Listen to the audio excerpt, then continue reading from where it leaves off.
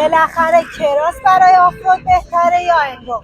بریم ویژگی‌های مهمشون رو با هم بررسی کنیم. موتورهای کراس جهت استفاده در پیست‌های آفرود و پرش‌های بلند و کوتاه طراحی شدند. این موتورها از قدرت بالایی برخوردارند اما برای سرعت و مسیر طولانی طراحی نشدند و ممکنه حرکت طولانی به موتور آسیب برسونه. سیستم کمک فنر و تعلیق قدرتمندی داره و باعث میشه ضربه‌ها و تنش‌های وارد شده هنگام فرود و مهار کنه. کراس‌ها جهت پرش راحت وزن سبکتری نسبت به اندرو دارن و به این علت بدون چراغ و کیلومتر و اکسسوری هستن. موتورهای کراس جک ندارن و از اینهای کوچک و باریک جهت یک سرنشین طراحی شده. موتورهای اندرو برای سواری طولانی‌تر و سرعتی‌تر نسبت به کراس طراحی شده. سواری با اندرو نرمتر و راحت‌تر همراه با سرعت بیشتر. سیستم کمک فنر و تعلیق نرمتری دارند. در این موتور به دلیل وجود کیلومتر، چراغ‌ها، محافظ موتور و اکسسوری‌ها وزن بیشتری نسبت به کراس داره.